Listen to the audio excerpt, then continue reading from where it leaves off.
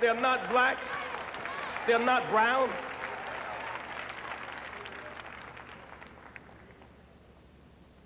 They're mostly white and female and young. But whether white, black, or brown, a hungry baby barely turned inside out is the same color. Call it pain, call it hurt, call it agony. Most poor people are not on welfare. Some of them are illiterate and can't read the want ad sections. When they can't find a job that matches their address. They work hard every day. I know. I live amongst them. I'm one of them. I know they work. I'm a witness. They catch the early bus. They work every day. They raise other people's children. They work every day. They clean the streets. They work every day. They drive dangerous cabs. They work every day. They change the beds you slept in these hotels last night and can't get a union contract. They work every day.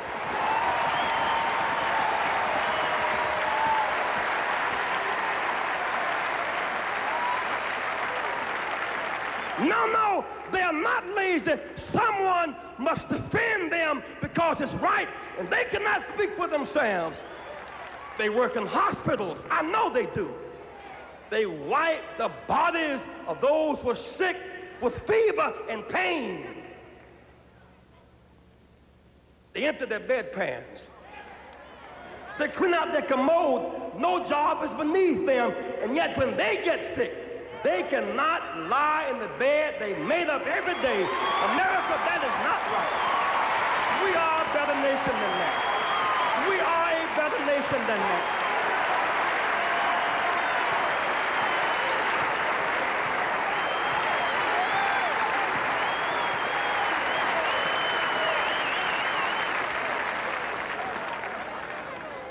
We need a real war on drugs. You can't just say no. It's deeper than that. You can't just get a palm reader or an astrologer. It's more profound than that.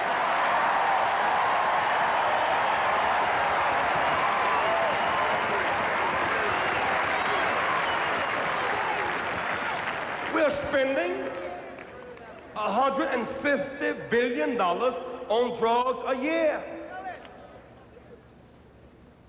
We've gone from ignoring it to focusing on the children. Children cannot buy $150 billion worth of drugs a year. A few high-profile athletes are not laundering $150 billion a year. Bankers are. I met the children in Watts who unfortunately, in their despair, their grapes of hope have become raisins of despair, and they're turning on each other, and they're self-destructing. But I stayed with them all night long. I wanted to hear their case.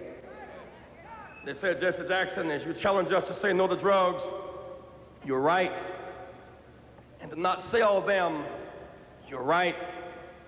To not use these guns, you're right. By the way, the promise of SEPTA, they displaced CETA. They did not replace CETA. We have neither jobs, nor houses, nor services, nor training, nor way out. Some of us take drugs as anesthesia for our pain. Some take drugs as a way of pleasure, good short-term pleasure and long-term pain. Some sell drugs to make money. It's wrong, we know, but you need to know that we know. We can go and buy the drugs by the boxes at the port.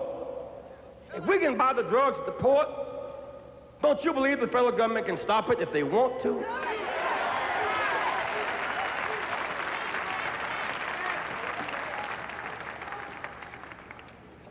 They say we don't have Saturday night specials anymore.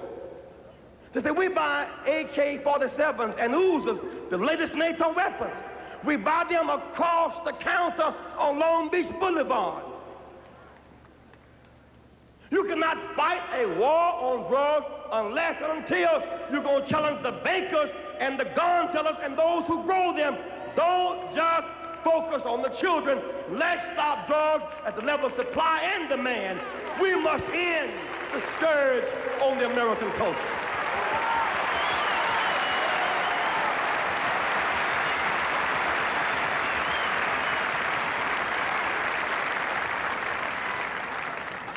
Leadership. What difference will we make?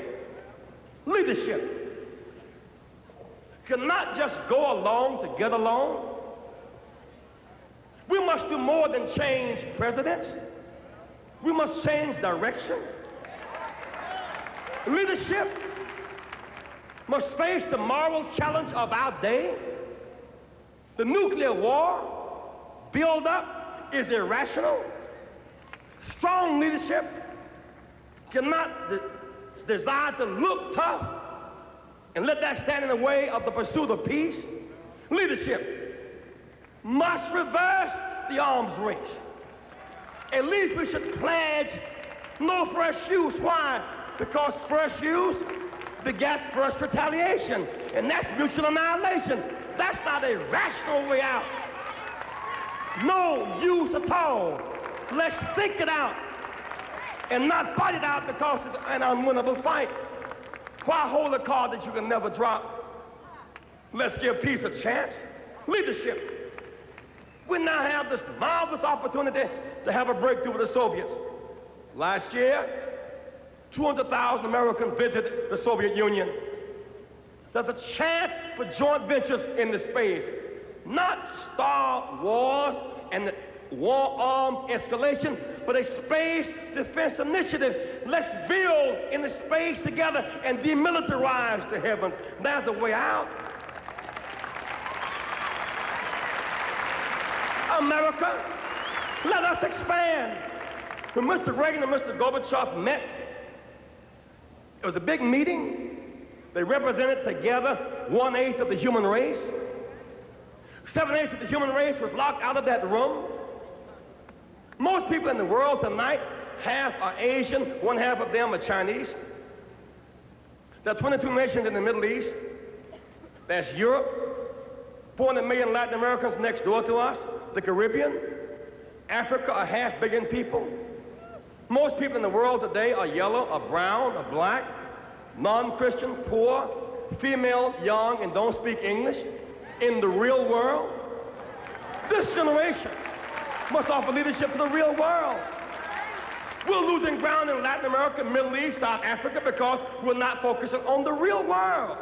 That real world. We must use basic principles, support international law. We stand the most to gain from it. Support human rights. We believe in that. Support self-determination. We're built on that. Support economic development. You know it's right. Be consistent and gain our moral authority in the world. I challenge you tonight, my friends. Let's be bigger and better as a nation and as a party.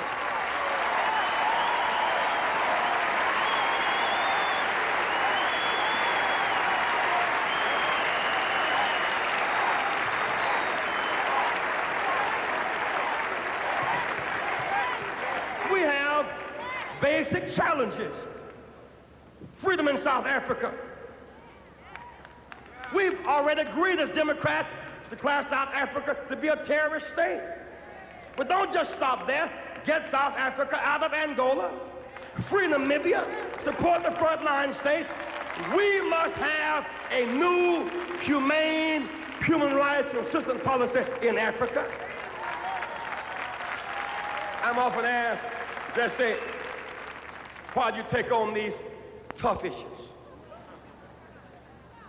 They're not very political.